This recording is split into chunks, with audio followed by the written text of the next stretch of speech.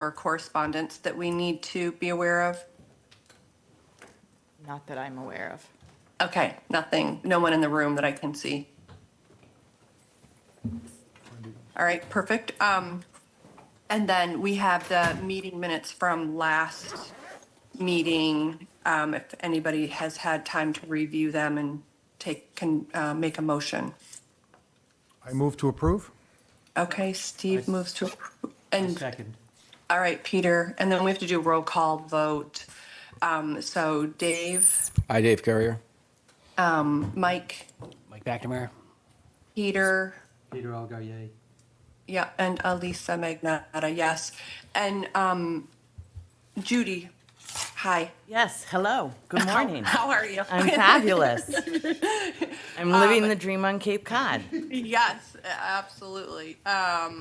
So updates, Amanda, you did a nice memo again. I can't believe how much effort you put in every meeting to keep us organized. I have a couple questions, but does anybody else have anything, any comments or any questions for her on the memo?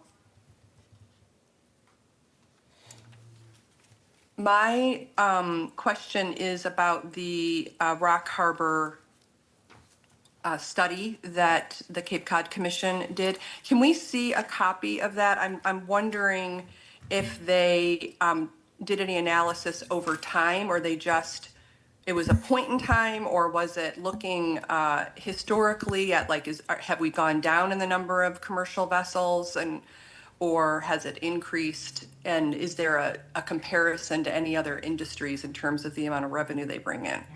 Did they get into that at all? It was a point in time, so there's a link through the, I linked to the report, the full report in my report.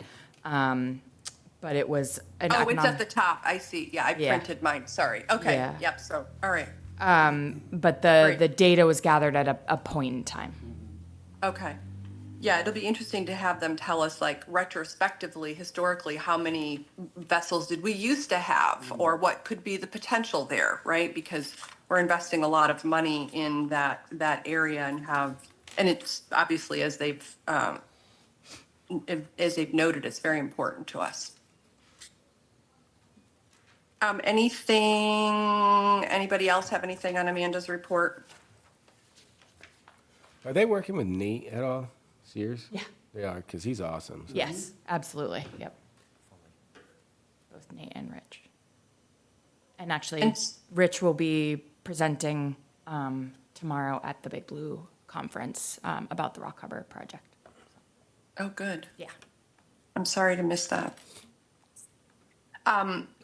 Planning board, is Elizabeth there, or are we moving? I think I see Kevin. Are we Yeah. moving to Kevin first? And hi, Kevin. Elizabeth is running a little bit late. Okay. I just got a message from her. And I believe Rich is across the hall, so I can go grab him as well. Yeah, we can take things out of order, Kevin, if you're prepared to. and Always come back. prepared. You're always Always prepared. prepared. And if Thank not, you. I fake it. I'm sorry, I Yeah. didn't say that. Well, no, but this is an important conversation that's come up on several of our meetings and impacts our businesses and our town so significantly. So I appreciate you coming in and giving us an update, but also, helping us understand, are there changes potentially that could be made, or, what your current thinking is. So I'll hand it over to you guys, but we've been waiting for this conversation for months, and so we're Great. very excited that you're here, so welcome. Well, I'm glad you're excited to talk wastewater, but Well, as you guys know, money. I mean, just, if anybody's listening or for posterity or whatever, history, Phase 1 connections are going really well. In fact, I am also liaison to both the Water and Sewer and the Board of Health, and it's like, the way they're listening to all the applicants that are dealing with, issues of available engineers and construction issues, and each individual parcel, believe it or not, and you guys all know, are unique. You can't just say, and this goes all the way back when people said, what's my connection costs. It's like, how do we know? You know, every property has so many nuances. So, but the nice thing is I'm seeing both the Board of Water Sewer Commissioners and the Board of Health, and I think some of you know, if you've lived and been through that process, the, you know, show cause hearings and stuff, but they're being very mindful and mostly helpful. The intention of this town is not to penalize, fine. Yeah, there's a fine in the regs, but they really have carefully utilized that method. They just want, as Sims McGrath said, because I love his background and knowledge, he said, just show us tangible evidence of progress, that you're doing it. So again, on the phase one, it's going pretty well, I think. Phase two, we know construction is a mess in East Orleans. Thanks, everybody, for patience. But the good news is, and Rich is close to this on the contract side, but paving should start in a couple of weeks on a number of the side roads, and this is final curb-to-curb paving. Our roads will become the best ever. And then the Main Street Road, I'm looking at Judy with her friends that are along that stretch of town. Second week in June, Rich? Yeah, by then, for sure. By June 16th. So, Very excited. I mean, really, I mean, now we have to kind of remind the cops, you know, please go easy on writing those tickets, because we are going to have Zoomers coming down Main Street. So the issue at hand for town meeting, you guys all know, is phase three. We've gone through detailed design, refinements, very mindful of cost concerns. But again, we have a watershed permit in Pleasant Bay that we have got to meet regulatory nitrogen reductions. And the way we do it is through the oysters, through permeable reactive barriers. Those are what are called non-traditional, and then the traditional sewering. So there is a big batch of sewer connections proposed in phase three. It will include ripping up Route 28, which is a scary thought. But thanks, because we've got engineers like Rich and others that really work well with DOT, I think we're going to get this done. But again, as you guys know, no work in the summer. They're off the roads. Those are conditions of the permit. But to your point, Elisa, in terms of hearing, and I actually had a great meeting with Dave like 4 weeks ago, whatever. I went over and sat it. And I do understand, and I brought it up at the Wastewater Management Advisory Committee. That's kind of the body that recommends to the select board and hears all the feedback. We know we're still in the learning mode of phase one, applying lessons learned to phase two and to phase three. Some of it is direct costs that have hit the businesses. And I heard that directly from Dave. One of them is when someone is, say, adding seating or adding a bedroom, the process they have to go through is to request a recommendation from the Board of Water Sewer Commissioners to approve increased flow. Early on, not under the current setup, but the previous DPW director, they were saying, you're good to go, and never told people that in the regs, there really was a fee for that increased capacity that you were using from the plant. So thankfully, Rich has been on that. I think the other thing about that increased flow request is it's like a betterment, and we found the way the language was written in the bylaw, if you apply it the way the words say, literally black and white, that increased flow fee can be spread over 30 years. And Rich is on that. So I think, That's not what they're saying at the wastewater. That is not what they're saying at no, all. this guy knows. I'm just telling you, I just did 20 minutes there, and that is not what they were saying. They were actually trying to get me to write a check that day. Yeah. I mean, honestly, if that's how the regulations are written. I'm not going to argue with how they're written. I'm just going to tell you what the. Well, I think He's got a fix. the point is that, you know, we have a sewer use rules and regulations, and then we have the town bylaw. And the town bylaw is what was the special legislation that was adopted by the Attorney General. They don't match. And so our goal is to get them to match in a way that can accommodate businesses for growth, for that economic development that we need, because realistically, anyone to have to shell out tens of thousands of dollars is not a business model that we support as sewer operators, and certainly you as a business. So, People are shelling out hundreds of thousands of dollars. you know, exactly. So, you know, our goal is to try to disperse it over, potentially up to 30 years where. Not correct it at all, just disperse it? It just disperse it over. Right, 30 no years, correction. yeah. The fee schedule, the privilege fee, the compensatory privilege fee, is tied into the unit fee structure that we have. So that would not change. Now, Which one's the privilege? Because I heard the privilege is the second one after you go to, after you pay the betterment. Then the second one is the privilege. If you want increase. So after you spend $235,000 for your betterment, the privilege fee of adding maybe some of that, something to recoup some of that 235,000 now we're calling it a privilege? Okay. yes, but. Yeah, but I just want to just get this Yeah, correct. for full transparency, there's actually three type of categories. There's All three, that's great. betterment, privilege fee, and then compensatory privilege fee. Betterment and privilege fee are pretty much the same. A betterment is when a phase is defined and you are bettered right in the beginning of that phase. You are part of a betterment structure. If you're an outlier on the outside of that phase and you want to get into that particular phase, you don't get bettered in the traditional sense how everyone else was bettered. You get bettered after the fact, and that's called a privilege fee. Same Wait, I'm scenario, sorry. just. Can you just take a step back for those of us who don't understand the language and don't know what's impacting the businesses, me being that person, and just walk me through if I'm a business owner, start from day one, what can I understand to be the impact? Like what's the communication from the town to the business owner? Because I think from this committee's perspective, not just our two business owners on the committee, but from the committee's perspective, we're just really trying to dissect this and understand what the impact is across the board and what the communication is from the town and how we're defining things and what those fees are. And I Okay. really just don't know.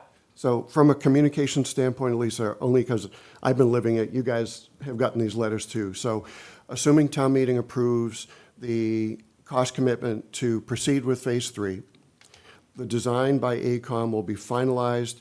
We have to file with the state what's called a project regulatory agreement approval. Once the state, by I believe August, gives us approval to proceed in terms of bidding and all that stuff, then we know the design is locked. AECOM, on our behalf, will send multiple letters to every single property owner affected on the proposed sewer line with a letter that says, here is what your potential tie-in location looks like. You'll get a letter, contact information for people to talk to, as well as a sheet that shows a little map of your property and where the sewer stub is proposed to be. That's the first interaction of, say, we're coming. It also gives you 2 years to begin to say, do I want to reconfigure things? Do I want to join with my neighbor? These are all things that people are talking about in this first couple of years. You'll also get a reminder letter with that same information again about a year before. So again, the message is, if we're going to move the stub for you, we need to know before the work is done, because we've actually had one instance right now on 6A, and the guy said, I never knew, and it's like, dude, the stub is in. There's nothing we can do. The pavement is covered, and I know Rich is trying his damnedest to work with all the differences that come up.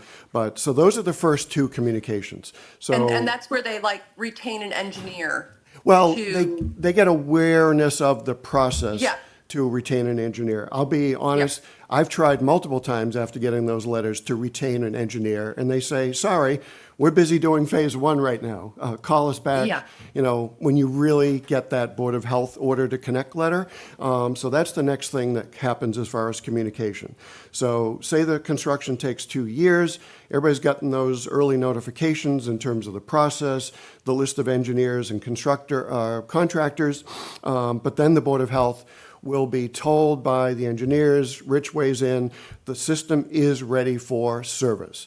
Then the Board of Health will say, send the certified letters to all the people in the service area. You are now given an order, this is kind of official legal stuff, to connect. In the past, they gave them 1 year. After we learned with Phase 1 the nuances of getting all the stuff together, including engineers and constructors.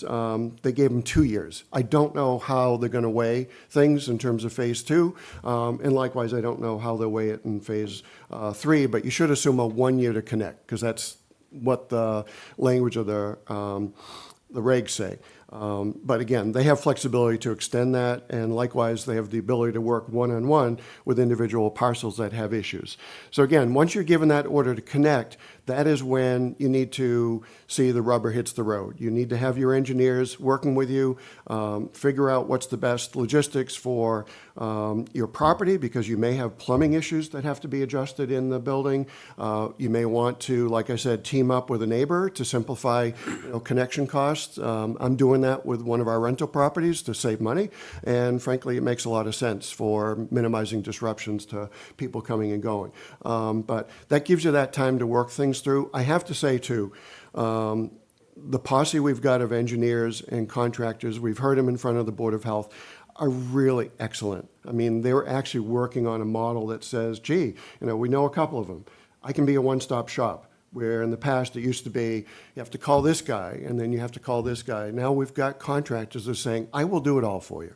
And it's really turning out to be a great model, because they can see, a lot of work ahead, not just in this town, but Harwich and Dennis and Yarmouth. I mean, there's boatloads of this work coming in the future. So I think to the point of, once the line is laid and you get the notice to connect, Elisa, that's when your property quote becomes bettered.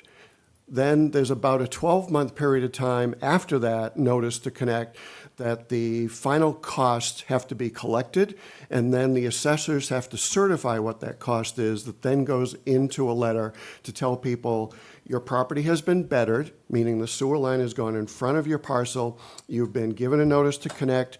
As a result of your property being bettered, here's what your sewer unit is and what your betterment cost is. The letter says, our assumption is you're going to take the default and spread this over 30 years at 0% interest. Or if you want to pay it Wait. up front, you can. So they have, I'm crosswalking as you're talking, what the businesses or what the homeowners are doing. So they've hired an engineer for the first two pieces of communication, right? And once it's certified, they get a letter that there's a betterment and a sewer unit fee. And are those two different fees or one fee? The sewer unit is the way the calculation is done Okay. to result in the betterment. It's just embedded in the calculation. Okay, and how, do we know what's the formula for deciding what the betterment is? Like, what's it based on? The formula is based upon the prior 3-year average water use on that parcel that then determines the sewer unit. So for example, Old Colony Way condos, minimum sewer unit resulted in, I think, 59. $5,567 Right. per unit. So that was for one sewer unit. So if your flow is double that or triple that or whatever, I mean, the whole idea was to try to have some equity and fairness based upon those that use the system and, see, an equivalence in terms of what load they might put on the system. So, So question for you, hold on one second, Dave, let me just ask a clarifying question. So that formula was based on prior use, not based on potential capacity based on zoning or potential use of that property? Well, no, it is, because if a property is developable but not developed, then the planning and zoning basis for that is what's used to calculate that sewer unit. that's not correct. Oh, wait, hold on, say that again? not accurate at Yeah, So because, we have developed and undeveloped properties. We have some Right. properties that will never be developed. They will never get a sewer betterment because they can't be developed. So for those developed properties, we know in town records, we've got 3 bedrooms, we've got a restaurant. We know all the factors that go into that sewer calculation. For those properties that are developable, George Missouri puts together his best estimate of how that property's future use may be, just like Title V has to do, because that's what a lot of these regs refer back to. So that is what's used to determine a developable property's betterment. Really? Okay. Hold on, before, I know Dave's wants to chime in here. So the formula, I think, is something that we want to come back to and Sure. have more discussion on. But then then what happens next? So So they paid the betterment. They will get- paid the engineer, they paid the betterment, and then what else is happening? What's the next? Well, assume they spread the betterment over 30 years. Yeah. And they pay their engineer. The engineer works with town staff to run the applications through, to get the plans approved and ready for construction. Again, we've got Rich involved, we've got AECom, and we've got John Nelson, who was a new hire last year to essentially hold people's hands and walk them through this complicated process. So he knows on his spreadsheet where everybody is in the process. Mike is going through right now. I mean, he's been through, this stage. He's going to, communicate with John just to say, here's where I am, what's next. John will tell him exactly what's expected so that we're helping people move through the process.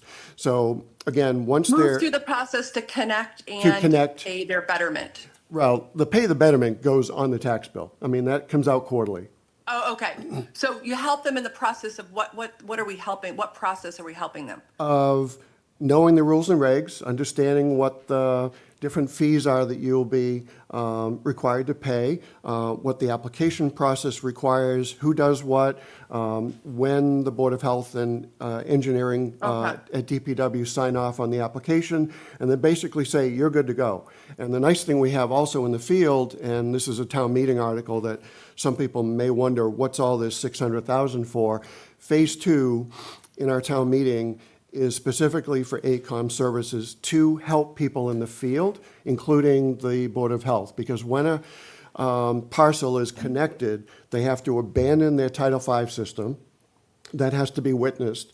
They have to ensure the connection meets the specs. That has to be witnessed. So Reggie Dunnier with AECom is able to do that on behalf of the town to save people time, save the town money, not burden staff, and make sure the job is done well. So that is a payment out of the property owner to pay their construction contractor to get them connected. Once they're connected, after that, because your betterment is now on your bill, you've paid your contractor, you're going to see a quarterly bill for the amount of sewer flow that goes into the system based upon your water meter use. And the one unique thing that we put in regs many years ago in recognition of some businesses that use water through a water meter, but it will never go out into the sewer, like, a production facility, is to ask them or provide for them the ability to put what's called a deduct meter. So if they have piping that goes to, say, beer production, just picking an example, you have a deduct meter that says to the water department and the sewer folks, that water that's gone through that deduct meter, do not charge me for that going into the sewer. So it saves you any, cost on sewer. So back to the quarterly sewer bill, the actual water use that then turns around and goes into the sewer, you are billed for on a monthly or a quarterly basis at a minimum. So it's a small amount, and then another small amount on the flow.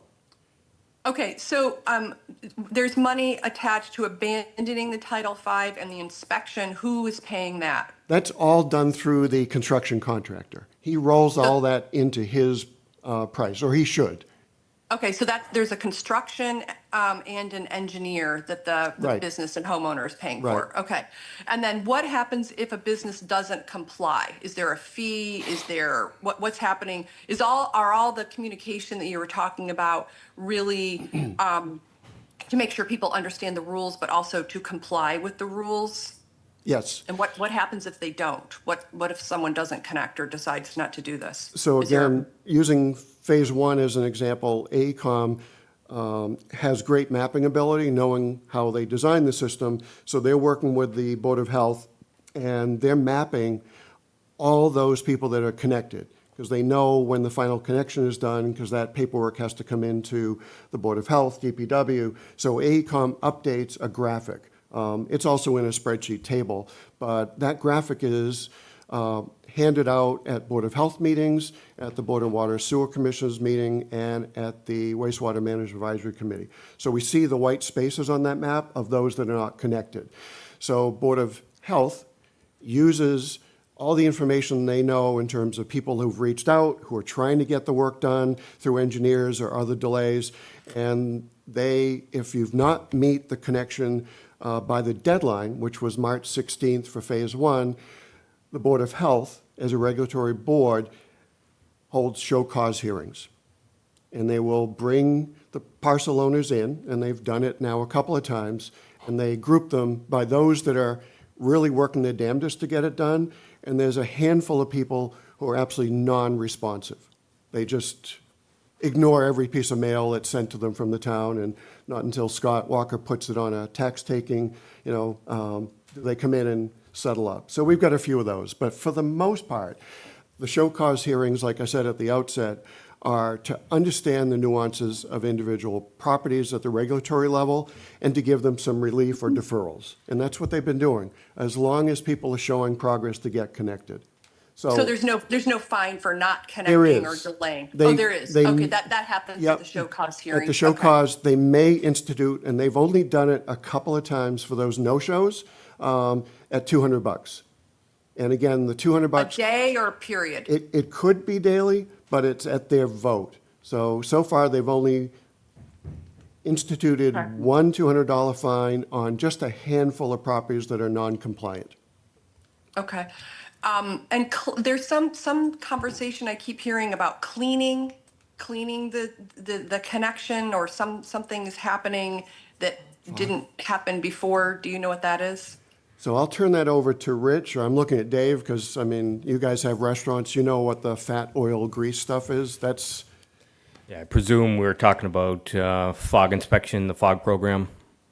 I don't know. I'm hearing about it from retail stores that didn't normally have it, that now have it. So I don't know what. Okay, we don't need to wait. We don't need to get into that right now. But if there are any, let us know, because retail, as long as they're not cooking and putting grease down the trap, should not have any. I'm unaware of. Okay. Okay. So kind of, and I know people are itching, but to get a conversation going here, but I guess I just want to come back to like the high level crosswalk of what happens throughout the time period that the town is interacting with the businesses, the money that the businesses are being asked or mandated to spend versus what they used to spend. And I'm wondering, was there ever any analysis of the reality of what these costs and the impact of these costs are on, households is one thing, right? But businesses is another, where this is, in some cases, a significant, what we're saying, betterment fee, but it's not to increase capacity, it's just for the potential to increase capacity, and it's not for savings because their Title V was far less expensive to run than the sewer. So was that ever part of the discussion, and is there an opportunity to take another bite at the apple? So in the Board of Health sewer connection regs, I think they're called, if someone has put in a new Title V system, they may be, as long as they're not in a order condition or a failed status or something, they may request a 10-year extension. And I know the Board of Health has granted those.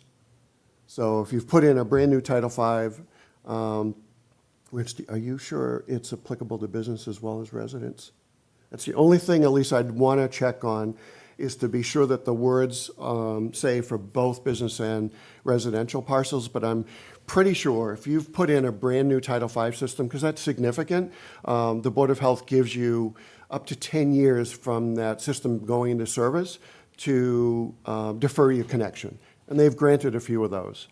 have done it for commercial as well. There you go, yeah. Okay. So to Okay, your question but- about, comparing the sewer connection and ongoing use of sewer versus what your pumping schedule might have been before, because that's really what you're comparing to. Exactly.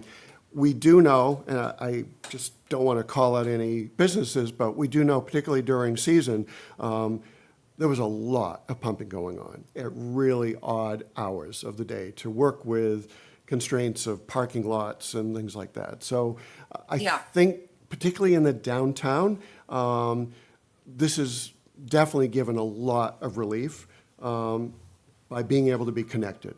Coming right down to the dollars and cents, the only analysis I can say we did at the select board was if we adopted this betterment approach that the state says you can use, we looked at the three methods. One was, I think, frontage, the other was square or cubic footage, the other was assessed value. We looked at the breakout of how betterments would be, and I think, Dave, you were probably just rolling off the select board at the time. I was looking at these numbers saying, these are ridiculous. I mean, they would be so unfair to everybody, which is why we tried to come up with another method that we filed with the state. We had that special home rule that they did approve, which was to use this 3-year prior water use, because we felt, at least when you looked at the total list of people affected, there was a little bit more fairness and equity there. I mean, there were going to be outliers for sure, but if we adopted just the methods the state would have given us through the standard general laws, we didn't feel that they were fair. Well, I guess my concern is that we're unintentionally and innocently incentivizing businesses to not grow and to potentially close and turn their property into housing. And I'm a housing person, so I would love nothing more than more housing. But we need the mix of businesses and businesses thriving and growing. So I'm concerned about the way that we have the formula and the significant increase in fees coupled with if I were just a business owner and what am I doing that's in the best interest of my family and my situation. It's not to grow my business. It's not even in some cases to keep the business open. And so I don't know how we square that or how we reconcile that, but it's a serious conversation that I think is going to have longer term impact, negative impact on our town and everything that we're trying to do here on this committee and that definitely the select board is doing. And I wonder if you guys have given any thought to, now that we have black and white, pen to paper, we know what the real impact is, what changes, any modifications that we can make. So that's to the point. Excuse me 1 second. Sure. So, Yeah. this meeting is now, it's now 9:36, and you, Kevin, have been able to not speak about the economics of this for 30 minutes, and you haven't let anyone else really speak about it. I think that Well, we that's should. my fault, Dave, because I was Yeah, asking. no, I'm just pointing it out because we got 24 Yeah. minutes left, and if you gave me the entire 24 minutes, I still wouldn't have had as much time as you guys. So I think in fairness, I think we should talk about people that are actually dealing with the economics and actually dealing with the quote-unquote fairness of this. And you have two business owners right here. I know that he's not going to be anywhere near as vocal as me because I'm the local lunatic. I get it, but I'm actually living this, and I think it's the information. I've been on the select board. I've been on the board of health. I've been through this process. There's not very many people that have the perspective that I have. So I think it's the economic, because we're the economic board. I think we should start talking about the economics of it, honestly. Okay, is there anything, before we turn it back over to Kevin, though, is there anything you want to add about the economic impact? Yeah, so that well, they- I just have a lot of economic questions, actually. Well, okay. So, that was. how that much was my- phase one? Say it again? How much was phase one? How much money did it cost the town? How much was the cost of phase ones? These are easy numbers that if you guys are experts, you guys should know this off the top of your head. How much was phase one? Including the treatment plant, 60 million. 60 million. How much were the pipes in the ground? Probably say, I'm not sure. Because the treatment plant, as far as I was told, was on the entire town, tax base. So that doesn't matter. That's not a part of the economic, we're all doing the heavy lift. Every single person in town is going to take the heavy lift of the sewer plant. That's what I was told. I mean, There is no betterment fee, that your betterment fee does not go, Dave, I mean, no, I'm gonna, you guys got to talk. I'm gonna get to the economics. Don't worry. I will get, I just want you firing to, questions like this to really specific is not going to be helpful. I mean, Yeah. if you've got I, questions, I'm gonna get there. Don't worry. fire them away. I mean, how much were the pipes in the ground for phase We can one? follow up with the breakout you want. And then how much was phase two? Because has phase two been charged their betterment fees yet? Not yet, no. Phase two is So not. that's what I'm saying is, and now you're trying to get phase three approved before even handing out betterments to phase two. There's a lot of problems with the benefits, with the betterments in phase one. And I let you guys talk for a very long time. Fire away. How much were the pipes in the ground for phase one? How much are the pipes in the ground for phase two? And now you're going for phase three. You should at least know how much we're going for phase three. The phase three appropriation request at town meeting is $40.5 million. 40.5 million. How many people are hooking up in phase three? We'll get back to you with those numbers. Because these are real numbers. I'm trying to tell you, like, you try to find a fairness, and I want to tell you the flawed in your fairness argument for doing the last 3 years. We were originally sold that we have to do this to clean up waters. And phase one was to clean up Town Cove. So now you have seasonal businesses being charged less than year-round businesses just because of you're doing it by 3 years. Water flow. By 3 calendar years. You have businesses on Town Cove whose septic are dumping into Town Cove that we have to clean up that are open for 5 weeks a year. Now they naturally get a cheaper betterment economically because they're only open for 5 weeks, and there's other businesses that are open for basically 52. I mean, yeah, we close a week here or there, but call it 48 weeks. So you are asking the year-round people to again subsidize the seasonal people who are causing the problem. You were on the select board when we were told that we don't need these sewers for January. We need them for the season. So why are the year-round people subsidizing the people that are causing the problem? Not only that, economically, you guys have put in between the planning board and the select board and all the voting at town hall, at town meetings, saying the village center gets the most density out of, like, they get the highest density for the new zoning. They can do the most with their properties. So why are we getting charged at the same rate as the people that are getting to benefit? Why is my betterment that I get to do nothing with until I spend more money, why do I have to pay the same exact rate than the people that are actually bettering, whose properties are actually going to be bettered than mine? That's another one. And then if we're cleaning up water and we're saying that, and if Kevin, you were part, I'm going to keep pointing at you because I worked with you for a long time with this, but we were told that we got to protect our property rights, our property values. And this is what we don't have clean water, our property values, will tank. So aren't those major, like, summer homes, they stand to benefit just as much as anybody else. So why are their betterments so much cheaper when they're only there for 3 weeks a year?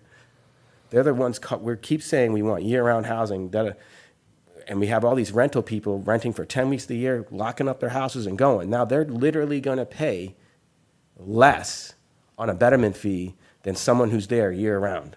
You're going to have the same thing happen in phase 2 and phase 3. You're going to have these same inequities, and it's not fair.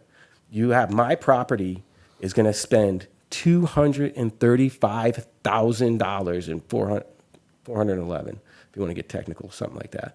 Call it 235. And I'm a year-round business.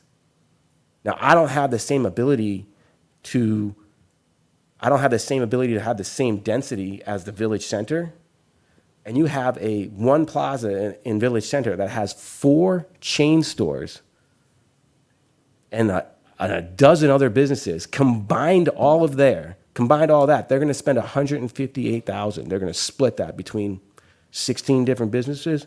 Please explain to me how that is fair and equitable. Please explain to me why every single thing that we buy as a town, everything that we buy as a town goes on the tax base. Everything. And the largest expenditure in the town's history, and for the next 400 years is going to be the largest expenditure in the town history, we change the way we tax that. That makes no sense. You're asking us to clean the waters up. We all do it. My home's going to be taxed. I don't mind. My business is going to be taxed. I don't mind. Make it fair and equitable for everyone. And we're in such a rush. We're in such a rush to get these done that we've been saying all along. There's a group of us been saying all along, just little things like, why don't we slow this process down a little bit and have the state fix 6A while we do phase 1? Put in a bike lane, redo those just like they did in Brewster. Redo the sidewalks, make it a walkable town, because I know that everybody else wants us to be a walkable town. Now we're forcing phase 3. We're going to do Route 28. We're going to dig up 28. Why don't we just slow the pace down and get that one right, and get a bike path and get crosswalks and all that, sidewalks. It's like nobody's listening, and everybody's in such a hurry to put these pipes in the ground that you're not looking at what it's doing to businesses. That's $235,000 for a betterment. My pipes, I'm my gonna pipes in the ground were interject here. $70,000. My pipes in the ground from my building to the thing are $70,000. That brings it to $235,000.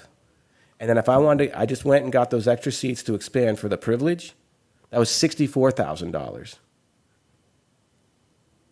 That's real money. Okay, Kevin, turning back to you for a second. I know there's a lot coming at you, and this is. I don't think that people understood the consequences of the betterment the way that as Dave is pointing out, the way that the formula. If you're basing it on water use, the people that had less water use have the biggest gain potential here and truly have a betterment. So I guess that this is where we're wondering, is there any opportunity to have another discussion about the betterment fees? The other piece of it, as he's pointing out, is buildings and that are in already favorable zoning. They truly do have a betterment because they're in a place where there's naturally more zoning and more density allowed by right. So they will be able to expand their property in a way that is not allowable in other areas. So there's other layers here that are playing into this, that are impacting the business owner's commitment and financial contribution, that I'm wondering, it doesn't sound like it was taken into consideration. So that's partly a question. And since it wasn't, is there a way to rethink it or to talk about it? So I don't want to talk too long because I know the board wants to talk, but I can't do anything because I'm conflicted in phase 2. I'm in that service area, so I can't act on changing anything that was voted for phase 1 and phase 2. When Dave, you and I met, and I have my list of notes, I agree in terms of, particularly as we look at phase 3, because the vote that the select board took was only to use this method and to use the percentage split of 80-20 between amount on the tax rate versus the amount 20% is put on the betterment for phase 1 and 2. So I think with the information that we see, what we're learning in actuality, we really do need to look at, is there a better way or a different way in phase 3? But I will say I do not believe changes can be made to the method voted in phase 1 and 2. I really don't think so. Now, to Dave's point, I think it's a real legitimate one, because if the pipes are going through areas that have different zoning and flexibility and past water use. And I told you when we met, I think you're absolutely right. I think there really is some inequities. And, I mean, it shows. I mean, I know exactly the examples you're talking about. And it is totally unfair. And frankly, it does no economic good for our community to have businesses that sit there idle when others are trying to run 365 days a year to serve our population. Because isn't that what we want to support? More year-round business? You know, so, again, you can pummel me as much as you want, but It's not pummeling. These are fair. These are completely fair questions. They are, but- That's a bad way of putting but- it. I'm not pummeling anyone. But- I've been bringing this but I get because it. I take offense to that. That's not appropriate. I'm not trying to pummel anyone. These are real numbers. This is real inequities, and honestly, no one's listening. No one's listening. I've been beating this drum for a long time, and this isn't my having a problem and pointing these out.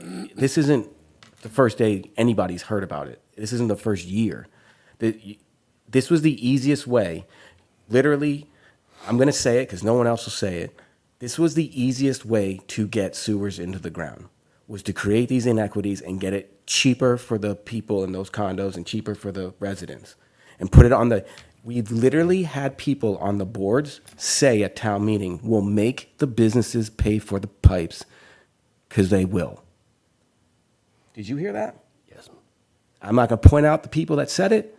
I'm just going to say, I know he heard it. I know us business owners were sitting there like, so you're just going to vote $45 million for us to pay for $45 million. That was back when it was 100% on the businesses, and then you guys changed it to 80-20. But you're going to make this $45 million investment into town, and you're not even going to, the business owners don't even have a choice. So to me, again, it needs to be explored to go backwards and get this thing right, because there's 16 phases of sewering in this town. It's right down there. It's 100 feet that, not even 100 feet that way. There's a map that's saying there's 16 phases for this sewer. At this point, there's going to be more than 50% of the town when those 16 phases are done. Don't you think that if more than 50% of the town, don't you think we should maybe just put it on the tax base? And then when exactly what we were told at town meeting, that anytime there's an expansion of the use or an expansion of that sewer, that'll go back into the fund to pay the sewers down to make it cheaper for the residents. And Dave, I have it on the notes, the town of Chatham, that is what they did, and that's their model.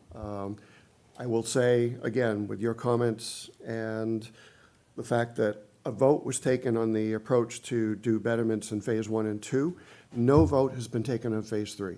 Phase 3 is a primarily residential area, lower flows, totally different set of inequities, so you're right, we've got to look at that. But I do want to be very cautious about not being able to change the way the betterments were calculated for Phase 1 and 2, but I'd look at Rich in terms of he's got the water use, sewer use rules and regs open, because the local board of water and sewer commissioners does have powers to put some fixes in. And, you know, he's got some red lines right here. So to the extent that we might be able to insert some differences in zoning, some differences in use, some differences in seasonality versus, I mean, I'm totally open to that. Absolutely, because I get it. Because, you know, you're gonna, when you look at me, you're gonna look at me as the property that I'm talking about. But you're also not realizing that I'm actually a resident here. And I remember listening to the pie in the sky pay for the sewers. And I was also told as a resident that Phase 1 was gonna be free. Remember that? So now I'm being told my taxes, I see my tax bill. My tax bill at my home is up because of Phase 1. And now my business taxes are absolutely through the roof. And we were told residentials, it was going to be free. So the economics of this doesn't make sense, and we need to get somebody in there that actually understands actual economics. So the Phase 1 debt service is paid for through the stabilization fund. the hotel motel short-term rentals that was voted to go into the wastewater stabilization, at least for phase one, and we expect even a portion of phase two, will have no impact on people's taxes. It's covered through that stabilization rate. And that is running through the enterprise. Can we see that? Because somebody else told me that that is not accurate. The projections, when we add on phase three and future phases, is going to require a subsidy. But phase one is fully covered through the short-term rental, hotel, motel. You know, listen, I've been with the town for a year now. You know, it's easy for me to come in as an outsider and say my thoughts and my opinions, but I can say that, you know, it is very difficult to navigate through that equitable factor on sewer, because every little town is trying to find out what is the most equitable way. If you were in another town, you wanted 40 seats, and this is a prime example of another town, 40 more seats would have cost you $90,000. And that's for a sewer that's already in the ground. That's for sewer that's already in the ground, but it For how long, 30 years? It would be a compensatory privilege fee. Yeah, and that makes 1,000% sense. That, no one, I don't think you get anyone to argue. But what I'm saying is you're asking a business owner, after you handed him a $235,000 tax bill for the sewers to go buy his property, now you're asking him to pay an extra $64,000 a year after he hooks up.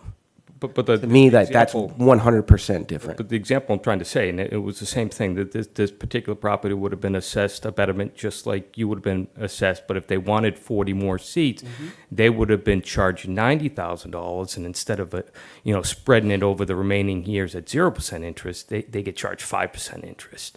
Additionally, some towns do. I think we're talking apples and oranges. But that's what I'm saying, is how no. we come up with that system, may not work in a better favor for certain individuals as well. And that's that equity that's kind of hard to balance. Some towns put sewer at 100% cost to the users, where there is no tax benefit subsidy. So there is no 80-20 split. It's 100% on the users. So that naturally just drives. Are those new builds or are those like existing sewers? What I'm saying is we're doing a new build to improve the entire town. These are towns that built, and exactly on the new build was 100% on the users. Because I mean, we're not going to charge Rock Harbor boats an 80-20 to rebuild that bulkhead. It's better for the town. And you know something, if my taxes at my home go up and my taxes on my business go up because we got to replace the bulkhead at Rock Harbor, that's part of being in the town. This is what I'm saying is you guys are going down this slippery slope where every single solitary buy of the town has been on the tax base. And now the largest one in the history of Orleans, that will be the largest one for the next 400, I'm gonna keep repeating myself until you understand, this will be the largest expenditure in Orleans history. It's the first time we're ever going to charge it differently than every other expenditure we've ever charged. And I think that's part of my objective here is to find out, okay, what can we do to improve the sewer use rules and regulations in terms of cost? I want to talk a little bit about FOG, the fact that we charge business owners or require business owners to inspect and clean the internal grease trap once a month. That's a cost. That's a real cost. Is that necessary? We're requiring them to pump the exterior grease trap every 3 months at a tune of $400 a pop, $200 to $400 a pop. Is that a real expense? Now, grease is a real concern for the sewer system, but we got to find that balance of what that right approach is on that. We also need to consider whether, split fees, seasonal fees are something that the town should be looking for to put it more onto that seasonal, more of the expenses onto the seasonal users rather than the year-round users. That's what we were told we needed the sewers for. We were told at town meeting we needed the sewers for July flow, not January. If it was January 12 months a year, we wouldn't need sewers. That's what we were told. So why are the year-round people are actually subsidizing the people causing the problem? Shouldn't the people causing the problem subsidize the year-round people? So I just want to interject real quick because I know Dave is being very vocal. He's Ben, obviously he's at the tip of the spear here, but he's not alone, and it's not individual. I want to just be careful of the wording that this is the individual impact. We're hearing this, Judy might be able to speak for a minute here, and talk about what she's hearing from other businesses. Amanda has interviewed over 30 businesses. It's not just one or two businesses, it's not just individuals. And as I said in the beginning, the long-term impact is going to mean less business or higher prices for Orleans and a negative economic impact. So I know the heat's on Dave, and he's doing a good job advocating, but he's really doing it not just for himself, but for all businesses. And I want to make sure that Judy and Amanda have a minute to make sure you guys have the perspective of other businesses that they work with and what they're saying. This is not a Chamber of Commerce. I don't want to speak just for my members. This is a institutional problem with businesses in Orleans. So I'd like to defer to Amanda but what Dave's saying, I've heard the stories from at least 11 other businesses. And I'm not gonna, and just so you know, I don't hide behind like trying to bring other people into it. I'll speak No, to my correct. experience, and I listen to other people, and it is a lot of other people, but I'm not gonna bring up person sitting to my right. I'm not gonna bring up anybody else. I'm gonna talk about me. No, I know that's why I'm just trying to expand the conversation, because I want to make sure that the comments it's not about self-interest. It's not, about, it's one definitely not business. It's- self-interest. It is a Right. very broad spectrum of commercial businesses in Orleans that are coming up to issues. And that is why the Chamber of Commerce has worked very hard to encourage local banks to help our businesses with commercial loans. And when I came on at the Orleans Chamber of Commerce 2 years ago, there were no banks. They did not know that this was a problem. It was one of the first problems that I became aware of within the first 10 days of taking my position. So I have worked very hard, the Chamber's worked very hard to include banks in the discussion and get some relief. I understand that 1 and 2 can't be changed, but there are things I believe that are being explored in phases 3 through 16 that could help the people that were in phase 1 and 2. So the discussions are happening, but I think going into town meeting, it is important for a resident and a business owner to be heard on a board that he sits. So thank you for giving them the time today to speak. I didn't give you any time, man. Amanda, do you want to add anything of the interviews that you've had, just so that? Sure, Kevin and and Rich I mean, have the I've shared, everything I've heard with both Rich and Kevin and with the committee, but, I think every single business owner I've spoken to, sewer has been one of the challenges they've said they've faced, and there was, the connection costs were definitely, far exceeded their expectations, and there's confusion about why the costs are as, Dave's, large commercial property or whatever, that connection cost being the same as a small office building felt like it was inequitable, that type of thing. But I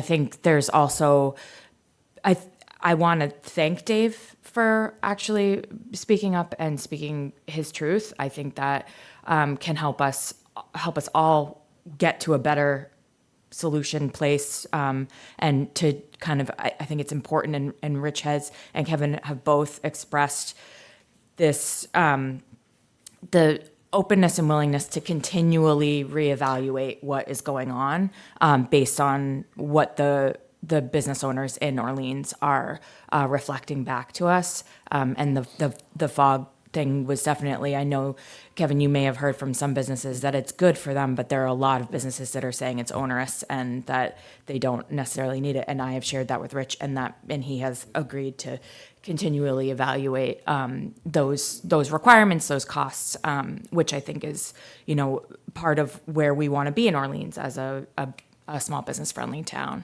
But I do think it's important that we are open and candid about what the challenges are that our local business community is facing. So I appreciate you both being here, and I Yeah. appreciate you all sharing your experience. Yeah, and thank you for, coming and having this tough conversation. I'm gonna end this conversation, this agenda item. Can I- because we've Alyssa, got- Can I Yeah. please, Got one person that should be allowed to talk, I think. can I talk? Oh, I didn't recognize that you were. No, I've just been waiting. Go ahead. Yeah, no problem. Go ahead. Anyhow, we had a very passionate discussion in our last session about this. I guess the best way to put it is I've become almost numb to it at this point because we've been at the forefront of this, my organization, for over 10 years, calling out the challenges that we're going to be in the future, and now the future is today. There was conversation back when, going back to, I think when Judith Bruce was on the board and everything, and that this was going to be a growth neutral program and everything else. And then I was assured that that wasn't going to be the case, and that, by having these sewers and being a commercial property owner, that there would be lots of opportunity to expand upon our businesses and do a lot of different things in the future. Whether that was completely changing the look and feel and scope of the industry or business that we were in, or or continuing to operate in the way that that we were doing things all along. To Judy's point, Dave's point, I echo the concerns, and I don't envy you guys' seat by any means. I mean, this has been a challenge for the business owners. I remember being in Nauset Farms and having a conversation with Sean DeLude probably 7 years ago, 6 or 7 years ago, and thinking, businesses limp to this time of year, right? You've maxed out your lines of credit. You've pleaded with the banks. Some people have borrowed money from their parents, in their 40s and 50s and even 60s, to keep their businesses afloat. And now here we sit with this situation that just continues to fester and continues to get worse. And I just truly feel that it is not positioned to be in the best interest of our downtown, the community, and the businesses associated with it. And all that being said, my fear, and I think it's a reality, is that the unfortunate thing is that all the hard work and efforts that this woman to my left has been putting into this town, a lot of it's going to get lost, and it's going to get lost relatively soon. The banks that she's talking about, the conversations that we've had with the banks, they've all talked about grants and loans and all these things. That ship has sailed. If people hadn't gone and applied for those things, then they're SOL. The contractors, to the point that you made, their willingness to work, that's great. Because you know what? Quite honestly, if I can be fair, they're the only ones making money in this situation. A lot of it. Printing money would probably be the best way to put it. And that's discouraging, because you see the same trucks and you see the same people, and they have town contracts and all these other things. And I messed up. I should have gone into that industry, because I've been very, very happy and a much bigger smile on my face at this point. And I just feel, going back to the growth neutral thing, is now if we don't have the ability to, kind of course correct and change, I just had to go out and do a multi-million-dollar deal off Cape. Didn't want to do it. That's reality. And I think if we push people, and I'm not saying by any means that I'm leaving Orleans, but when it comes down to the costs associated with doing things, people need to react and ebb and flow depending on what's happening. So again, I'm here to stay. I want to continue to see this town, prosper and develop. I just know when it comes down to things, and there was a lot of bait and switching that was going on back early on when this thing was being, put together. And I've called those people who are no longer associated with a lot of these boards out on the carpet about it. And gotten blank stares and lots of batting eyelashes and things that just don't tell me that they're being honest. And I know that there was a lot of untruth that came through, and now here we are sitting with this problem. I mean, to the point Dave made about the density regulations and everything else. I mean, there's been an unfair scale. I said I don't think it's been tipped one or the other way. I think it's been busted and run over by one of those machines that are digging these holes in the ground. The scales are completely twisted and torn, and that's a challenge. The financial burden associated with this, again, I'll speak as a small business owner, and I'll also speak for many of the people that come into my establishment. And I know Dave has the same thing. We're kind of like, the church where everyone comes to talk about what's going on and confess their sins or whatever it might be. But I mean, the financing side of it is beyond burden. It's devastating. And I know that, the town has their ideas and their things and their fines and all these other things that are associated with the agenda and everything else that's going on. But the reality is these are the businesses that make up the core of our town. And to have it go back when we initially voted on this and have the tax people be kind of like baited to understand exactly how they needed to vote in order to make this, to Dave's point earlier, fall right on the shoulders of the small business owners was not wrong. It was downright deceitful. And I know that we can't turn the clock back and try to fix things, but I know we've talked about it in our group here to see if there's other ways that we can either, instead of just accepting how these, rules and regs are written right now, look at what we can do to try to change it, because we're going to lose the town. Yeah. And I mean that. And I know that because, again, I know, and I'll be the first one to say, including myself, like, it's very, very hard this time of year to make payroll. It's very, very hard this time of year. I mean, I got to take myself off payroll so that I can continue to pay my people and continue to be open and have things on Fridays and Saturday nights and things like that to create buzz and awareness within town. I don't think it's going to happen next year. I'll be completely honest. I can't do it.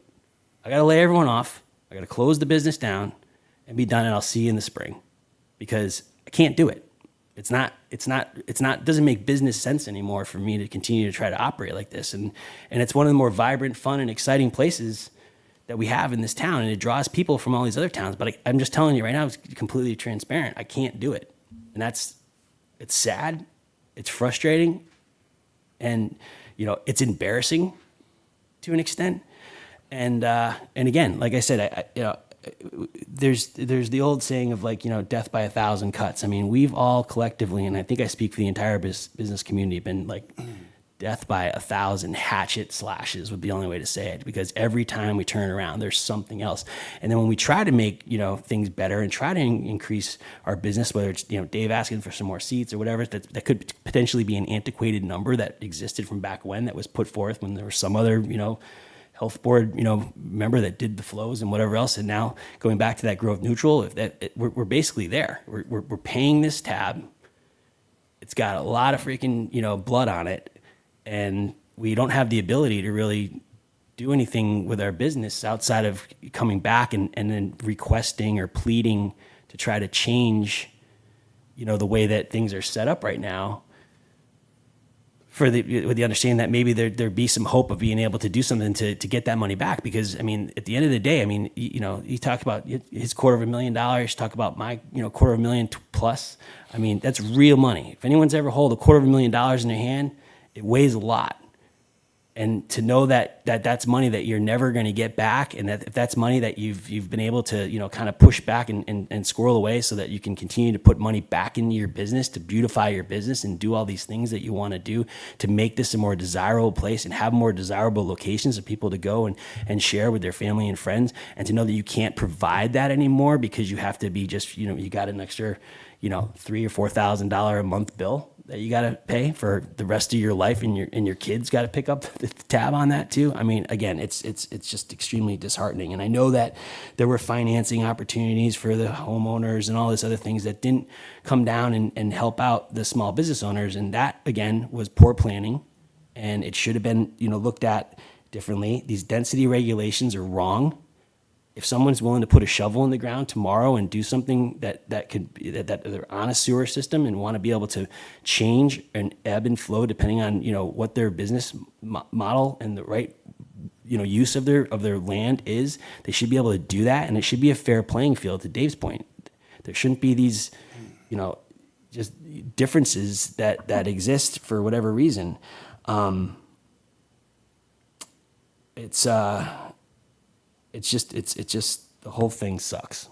And like I said, we had a very passionate conversation about it in our last session. We talked through a lot of it. You probably watched it. I know you guys weren't here. I don't envy your position, Rich. Coming into a year now. I mean, it's a lot. You got a lot on your plate, and I just think it's important for when you hear it from Dave and I. Please don't look at it as just Mike and Dave sitting here saying it. We're speaking on behalf of the entire business community. And I know Amanda's, been great about, jumping on that and really jumping on a grenade because, she probably got, an earful from everybody that's doing this. And Oh, you should have heard what I did to her. It was terrible. I was like, you wouldn't believe it. So I just want to back up for a second and thank you, Mike, for interrupting me and making sure that you were able to speak because you're always so articulate as well. But I guess my concern is from a broader town perspective and business perspective is this is very similar to what happened to us 2015, 2016, 2017 with, the Airbnb platform that decimated our neighborhoods. And we're now looking in the rearview mirror, wishing that we would have done something different. Had we known, we could have done something different. Change zoning, incentivize year-round housing, whatever it may be.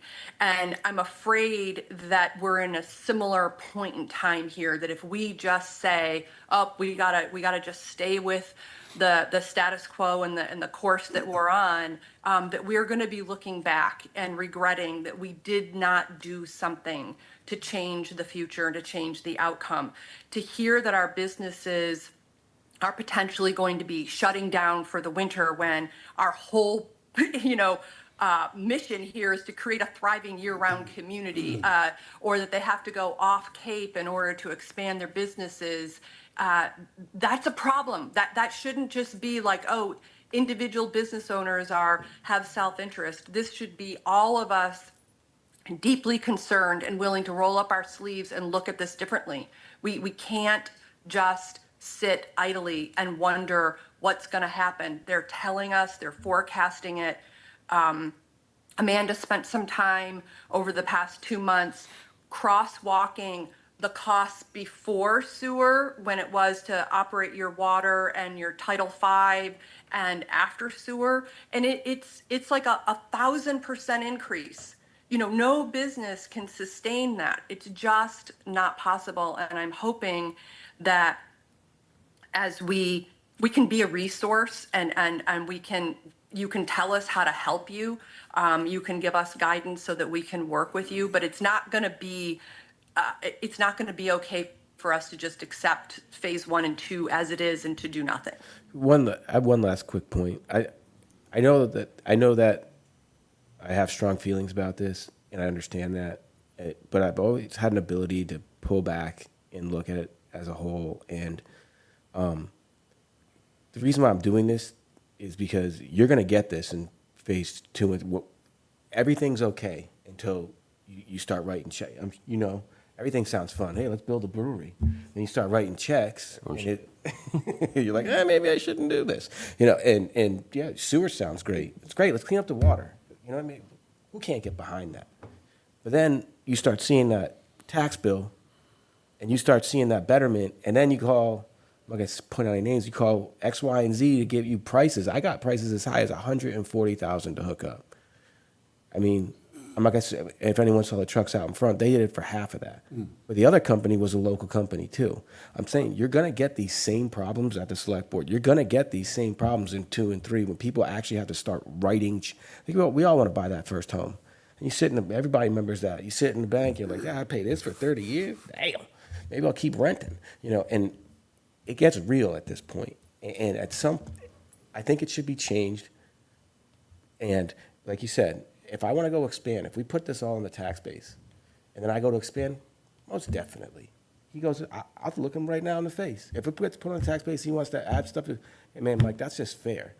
We all paid for this together. Now that it's getting expanded, I have no problem having that conversation with people. But to have a conversation with somebody, like, to charge someone $235,000 and then say, well, now you need to spend an extra 64 to expand, that doesn't seem like you guys made a good decision.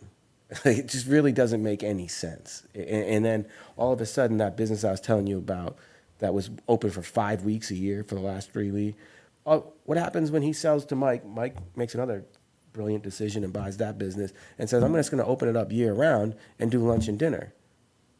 Shouldn't he get a sewer now? You just added, Betterment. Yeah. you know, it keeps going on. And what I'm trying to say is these problems are going to get worse and worse as you start approving this. Wait till, Judy's in phase 3. She said, oh, yeah, I love clean water. And then all of a sudden she gets a hookup fee of $70,000 and a betterment because there's no outliers in the there's not going to be any outliers in the residential. The residential is basically going to just split it evenly because it's just, a 3-bedroom house and a 4-bedroom house. They're probably going to use about the same amount of water. There's not going to be these drastic Dave Curry 235 and a condo across the street from them pays $5 that you just know. Like, there's not going to be that drastic. So there's just going to be people drop in for their homes $70,000 for a betterment fee, and it's like, wow. If I'm a year-round person, I told Kevin this in our meeting. This woman, I love her. I'm not gonna say her name. She was on the zoning board. She was on the zoning board. Great woman, and this was back when I was on the health board. And I go, hey, I ran to her at the dump. I go, man, I haven't seen you in a while. Like, where you been? She goes, oh, Orleans got too expensive. I just moved to Harwich. I was like, really? She goes, I love Orleans so much. And she's like, but, at my age, she's like, I moved to the 2 towns over. I have my house paid off and a pile of money. That's a real thing. Like, I'm not like. So we only have 10 minutes left on our meeting. So I want to go back. I want to see if Steve and Peter have anything to add, and then I want to go back to Kevin and Rich, just to like help us understand how we can work together or what next steps can be. But Peter, Steve, do you have anything you want to add here or questions?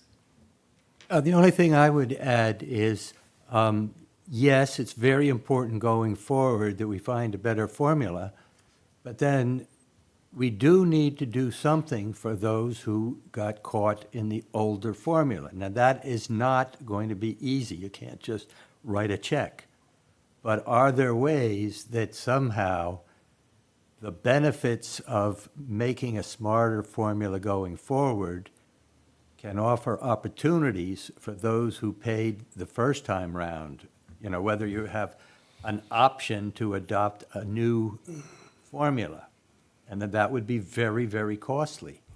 But it's even more costly if people start leaving who have established businesses. So Peter, can I just ask Claire, when you say the formula, are you talking about going back and revising betterment charges? I'm not sure.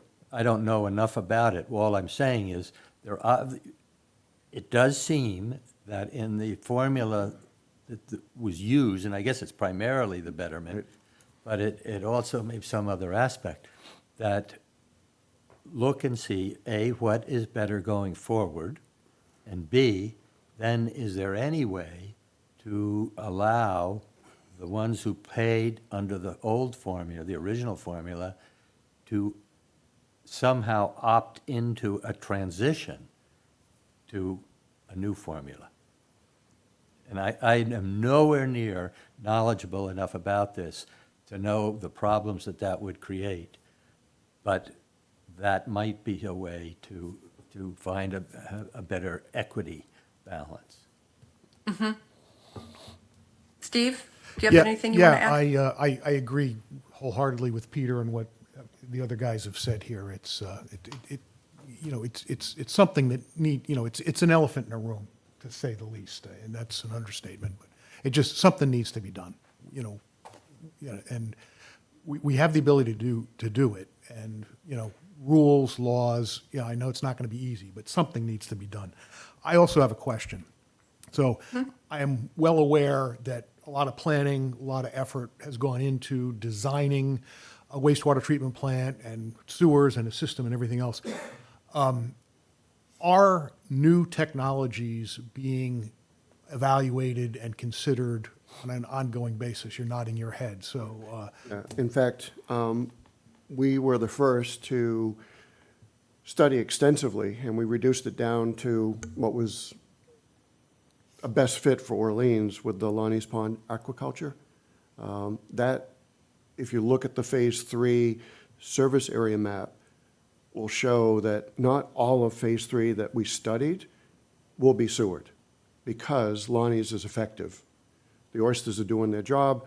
They're removing every year, a certain amount of nitrogen that avoids the need to put the burden on people to connect. Okay. So we've eliminated a whole neighborhood because of Lonnie's. The second thing is, we've tested, we know they work at the middle school, what are called permeable reactive barriers. Pretty much a strip of vegetable oil that's buried in the ground, it stays there, doesn't migrate, but what it does is the upstream nitrogen that flows against that wall stops. And we've got monitoring wells downstream that says this thing works. So in future phases, in fact, the town meeting article on Mill Pond study, because we know that pond is dead. And we need to do something about that neighborhood. But if we stuck to the sequence of sewer, that's not until phase 11. That's going to be, some of us will be dead by then. So we need to do something more urgently with non-traditional methods, and that's what we're exploring. that's great to hear. And I questions also like, I've learned of some things like horizontal drilling. Yep. There are, so, part of, and I've attended a number of meetings, the term grinder pump gets, thrown around a lot. There are alternatives to grinder pumps.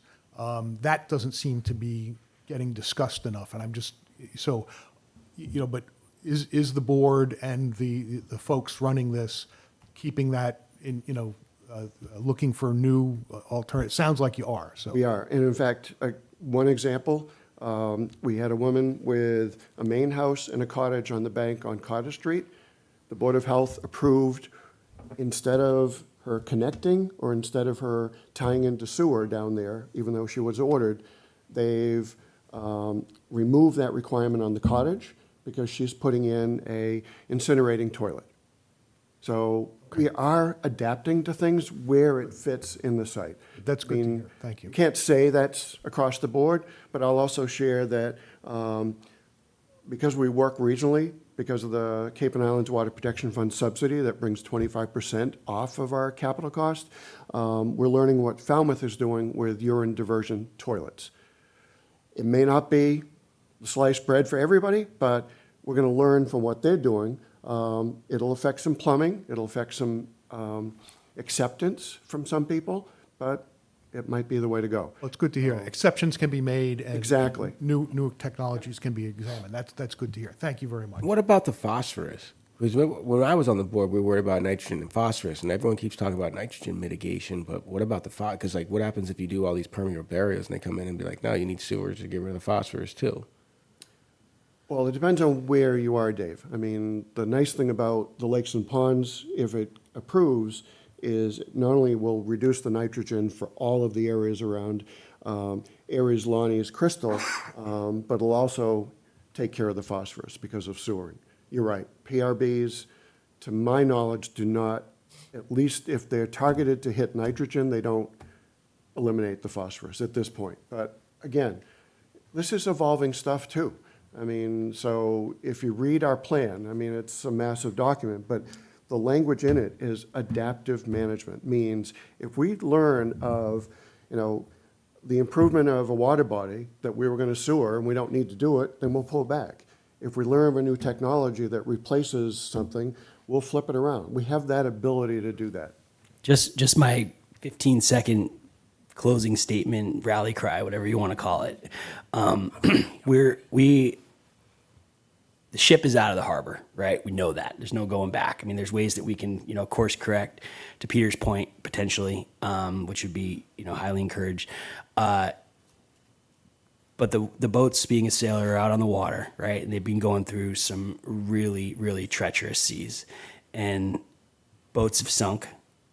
And we've got other boats that are out there, whether they're competing or just trying to stay alive. And I think it's just imperative that everybody, whether it's the board, select board that is, whether it's the town officials, everybody that's in it to win it here in Orleans needs to just understand that we need to do our damnedest to try to make sure that the remaining boats that are out there get back to the harbor safely.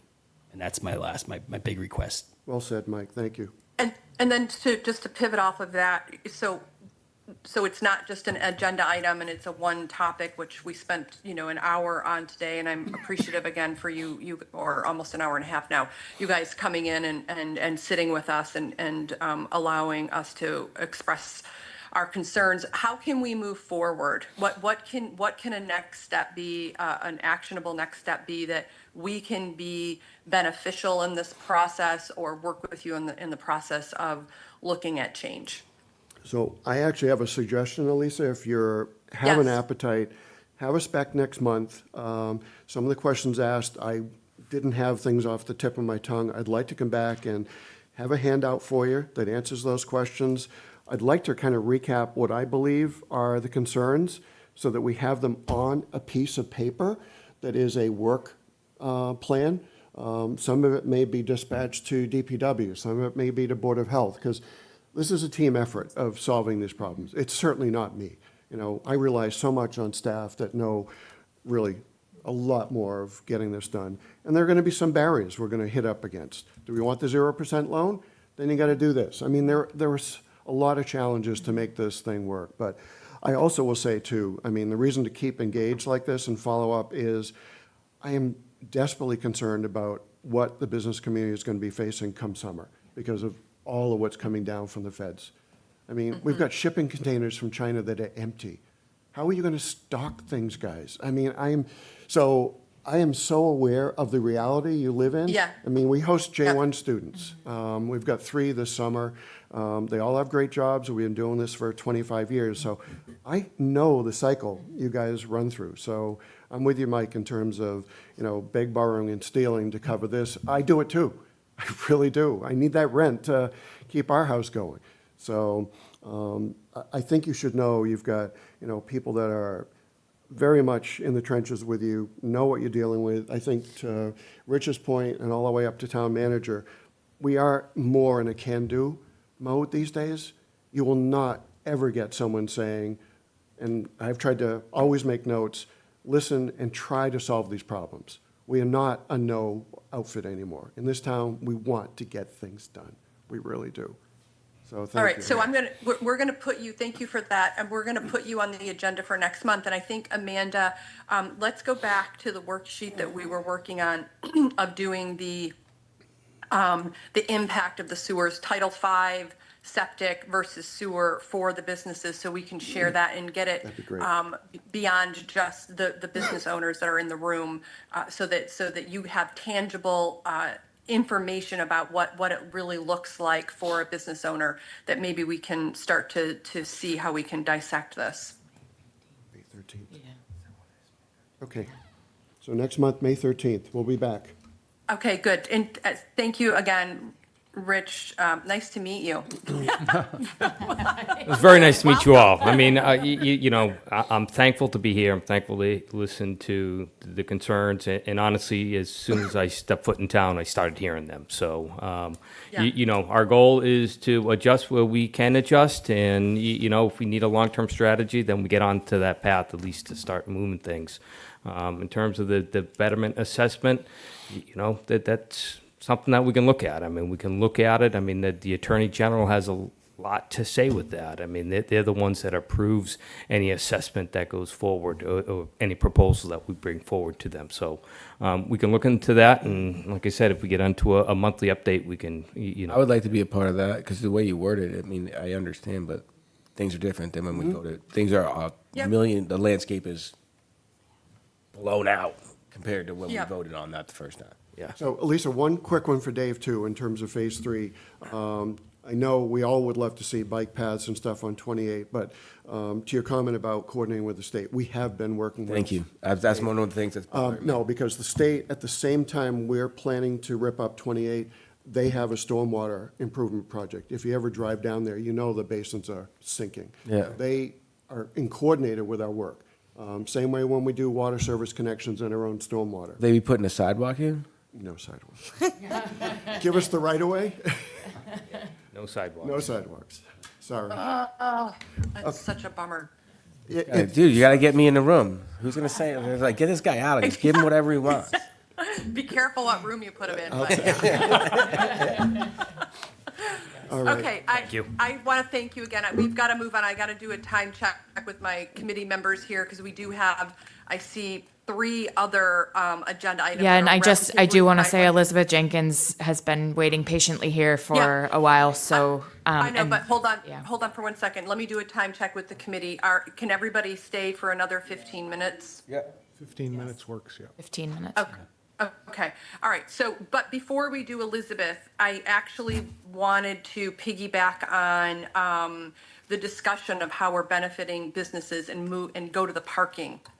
Because I think that's one that we can just check off the list really quickly, and also speaks to our concern about the need for helping our businesses. And so the last agenda item is discussion on village, parking in Village Center and the impact on local business activity.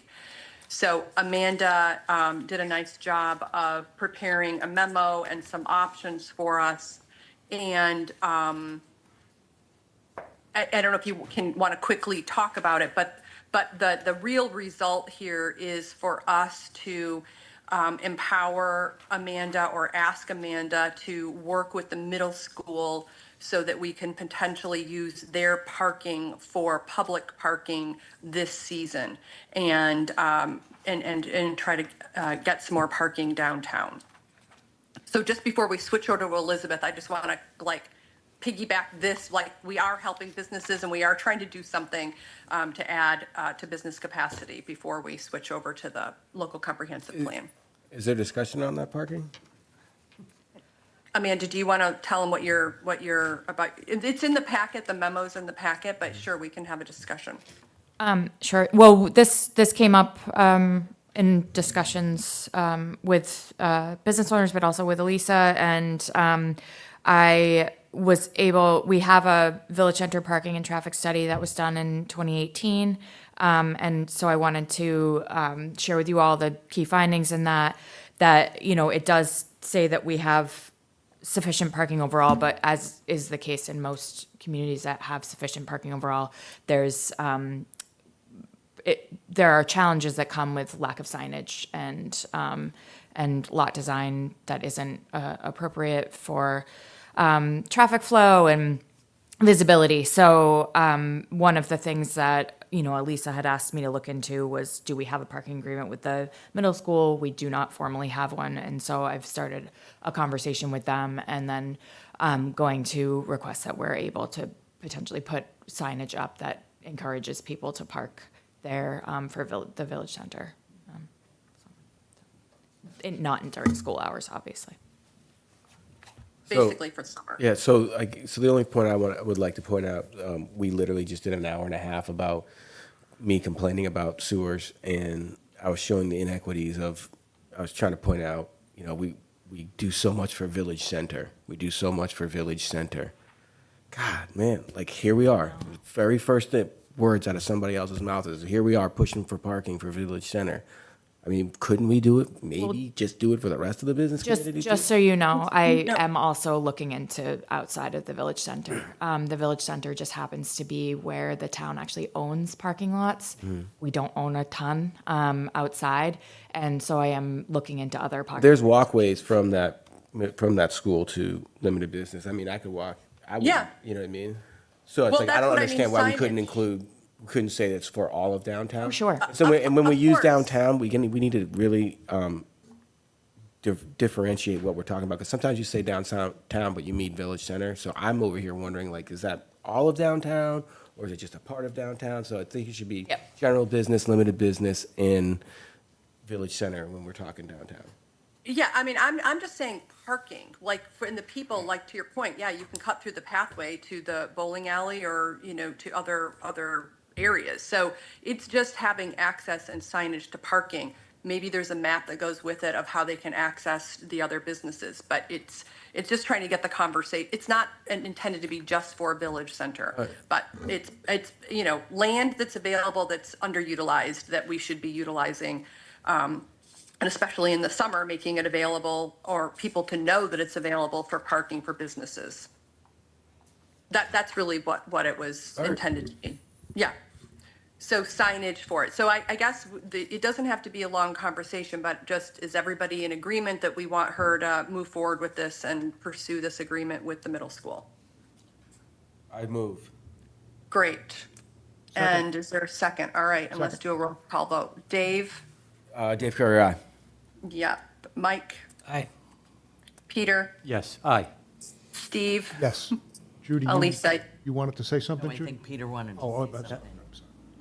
No, I would just wanted to point out, they obviously have some kind of an agreement with the Firebirds. And I mean, it's in so much. Yes, yeah. Yep. But also the need, it seems to me, would be greatest during the summer season. And they're not using it for the school kids. Right. Exactly. Yeah. Yeah.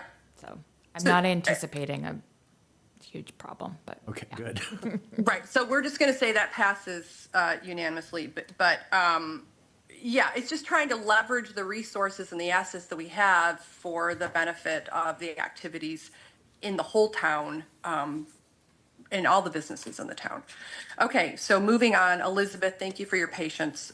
Local comprehensive plan, our favorite subject. I know your favorite subject. Of course. Thank you No, for the thank you memo. for accommodating my schedule, and I'm actually very glad that I got to be sort of party to these conversations, certainly as we go into additional work on changing development regulations downtown, addressing density and growth and parking requirements. I Yep. think these conversations are really important. So I will keep it brief because I know you guys have been here a long time. But yeah, local comprehensive plan, again, why this is important. This is our big picture vision for downtown that's put together by our planning board. Pardon? No, it's okay. These are just to keep me on track.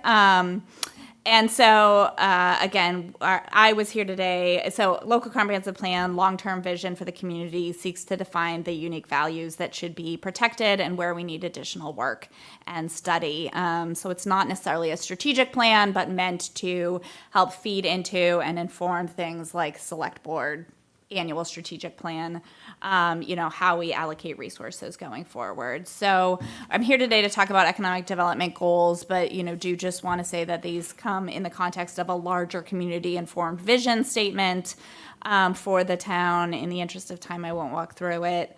But the plan is basically broken into 3 different sections, talking about our natural systems, our environment, our built systems, our human-made and physical elements, and then our community systems, which include economic development. Each section includes goals, objectives, and actions. We've tried to be very careful about how we define these. And really my question today was to, provide you the economic development goals, objectives, and actions, and come in and ask you, are they reflective of the priorities of this board and what's missing? Obviously right off the bat, I don't see any reflection of the conversation you guys just spent an hour and a half on. So I would suggest at a minimum that seems like that's going to be a major issue going forward and that we incorporate it herein. But when we did write these, we did try to take into account the Orleans today, Orleans tomorrow work that the EDC had done prior. So we hope you see that reflected here, and just wanted to give the opportunity to take additional comment before the planning board takes the next step and makes this local comprehensive plan available to the general public for comment. I do have some extra. It is all in their packet. I don't. I have a couple Yeah. extra if anybody wants.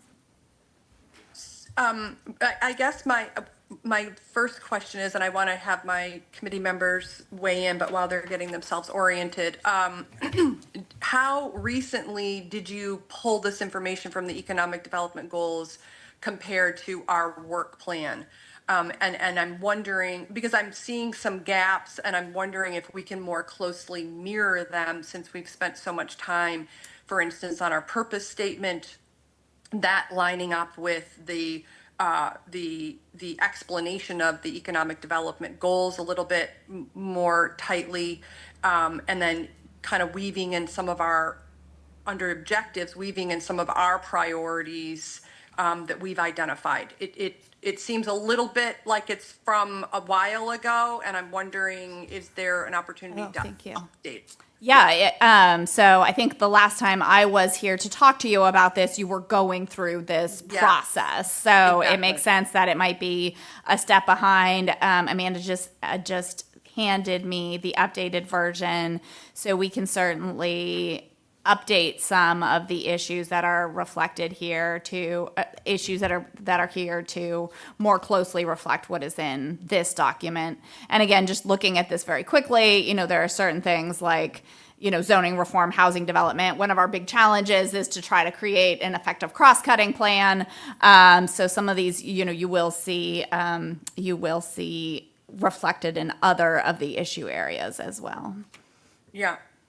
And some of them are done or in process, create an economic development website, newsletter, and other external communications. So, if it's something that is a point in time looking forward, I guess it would be helpful for us to know, like, when is it going to be published that you want it to be, those actions are starting from, so that we don't have things that are obsolete and behind us.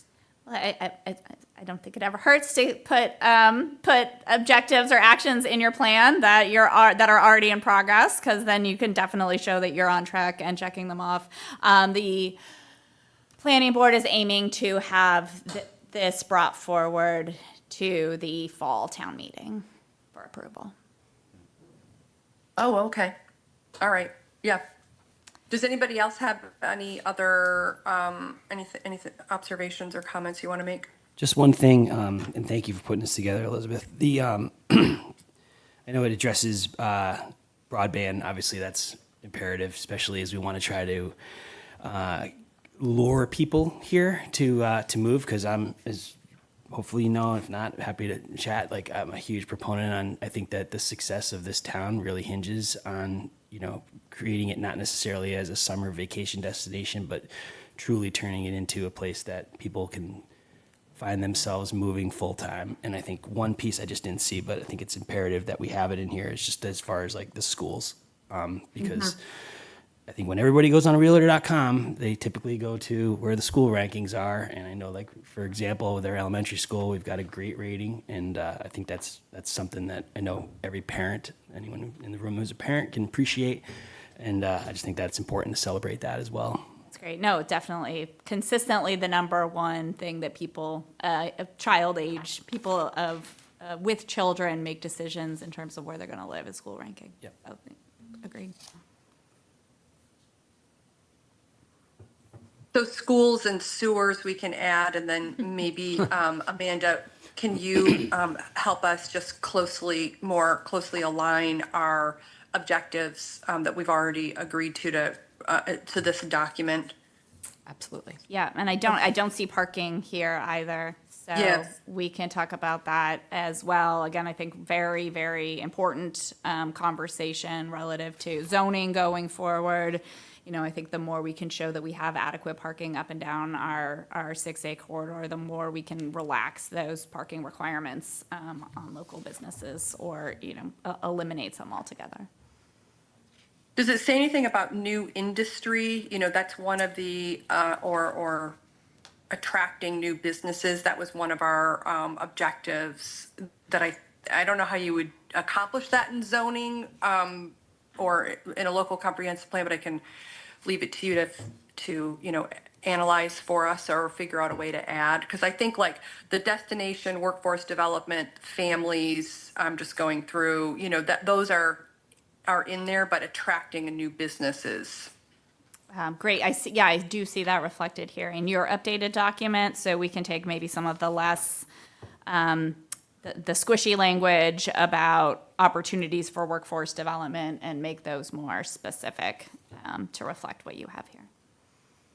And just in the interest of time, should we have this on agenda over the summer, just before it goes to fall town meeting one more time?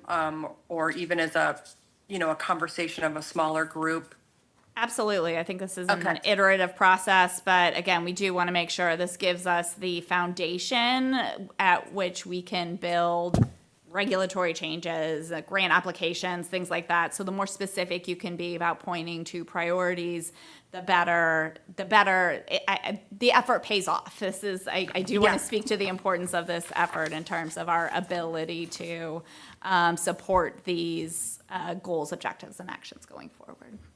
And I see in your memo you have questions. Are those questions you want us to take up here, or are they just things for us to think about? Yeah, they were just meant to sort of prompt the conversation, and then we put together, again, sort of a matrix of different ways of looking at this. Again, are these the right actions? So we don't have to walk through them, but they were just meant to be conversation starters. And is there anyone in particular at this meeting that would be important for you to hear from us on? Well, I really think it's the what's missing, and I think we've done an excellent job covering that, just Okay. organically here through this conversation.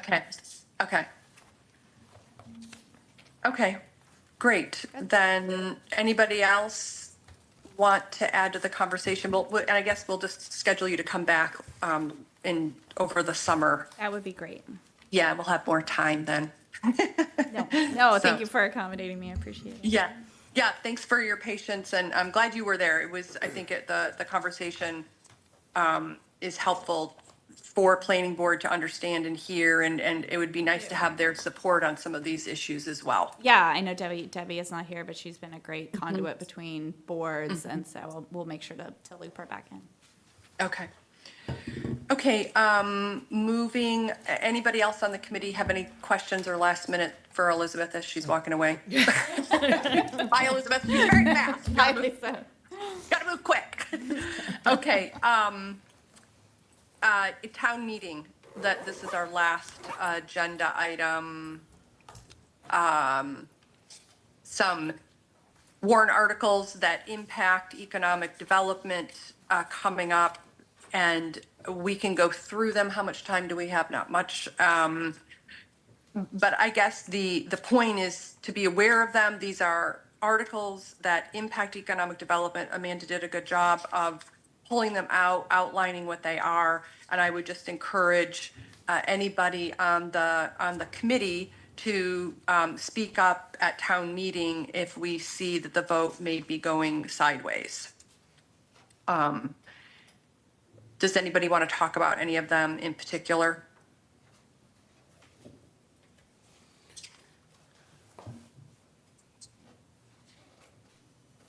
I guess I would just, once again, just to piggyback on what I was saying to Elizabeth, I think it's just imperative as we look at the different opportunities for whatever the latest and greatest campus / firehouse / school / community center ultimately looks like. I want to make sure that the best interest of the town is taken into consideration on that. Which bylaw, which warrant article is that? Don't know. That's, the warrant article is for design of the firehouse, that it's only specifically that one piece of it, and it's not, I didn't cover it in this review. Okay. Yeah, that's a tough one, because I feel like it's like what Mike just said, it's a huge parcel, and to just figure out what that's, there should be more of a 20,000 foot look at what we can fit on everything in there. I think that's what they've been doing, now they're taking it in phases. All right. Yeah, so I'm happy to share Great. those. There's one meeting in particular that was really gave the overview. Amanda, there's a meeting coming up that's on the warrant articles that the select board or the Yes. town manager is hosting. When is that? Maybe we could go to that. That is So there is a warrant article workshop, which is an informal kind of come ask questions of staff. That's tomorrow, Wednesday, April 30th, from 3 to 5. And then at the select board meeting tomorrow, starting at 5, there will be presentations on key warrant articles from town staff as well. So, and the workshop, the select board meeting will be available via live stream or taped, and then there's also the town meeting central webpage. We've been working really hard on keeping that up to date and giving as much information as we possibly can on that. So I guess because we don't have really enough time to dig into these and understand everybody's thinking and what our economic development committee's position would be or a vote would be, my recommendation would be that as individuals, we learn what we need to learn about the specific articles. And if we decide to speak at town meeting, we make sure to say that we're speaking as an individual, not representing the Economic Development Committee's opinion. Fine to say we're on the Economic Development Committee, but we're not representing the committee's opinion. How do people feel about that? I think it's important for us to talk about town meeting and the warrant articles, but we have so many other important things that we don't have time to really do justice and to, in my opinion, have informed votes and decisions in a timely manner. So taking the responsibility as an individual and then representing that as we see fit as an individual at town meeting. That makes sense. Yeah.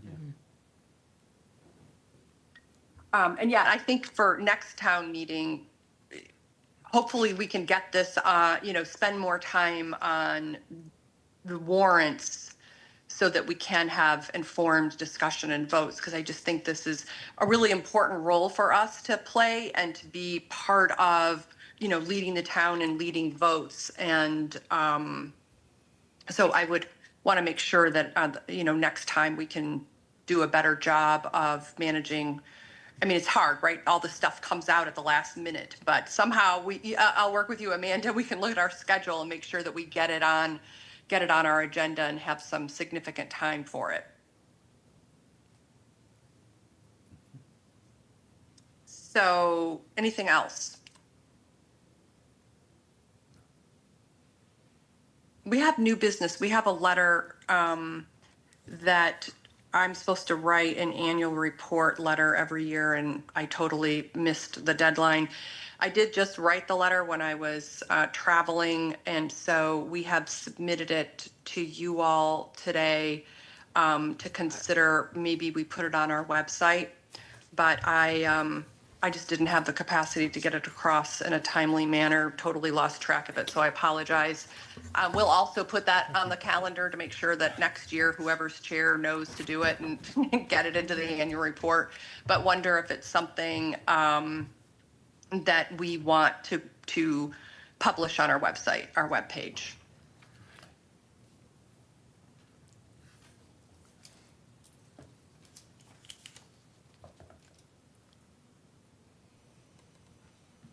Amanda, do you have any? I just passed it out to them all. Okay, yeah. Yeah. Long silence from here, I can't tell. Yeah. But I can also share it via email and get any feedback that way. Yeah, we're happy to make any edits Yeah. to it, and then we can, do people agree generally, though, with publishing it on the website, or we'll just take individual edits and update it and then publish it on the website? Yes, I agree, as long as, once we have a chance to kind of read it and digest. Guys, yeah. Agreed. I mean, we can wait and do it next month. There's no sense, there's no reason to have to do it now. I think it's something we could take care of over email. Yeah. Yeah, okay, yeah. All right. Any other final comments, new business, anything else before someone makes a motion to adjourn? Motion to adjourn. Second. Oh, man. Oh, go ahead, Mike. Nice spot. You guys want to handle that? I'll back off. I'll withdraw my. That was Mike. Step outside. Second. Okay. All right, Dave, Dave Courier, aye. Mike, I Peter, Aye. Steve. Aye. Elisa, yes. We're adjourned. Thank you.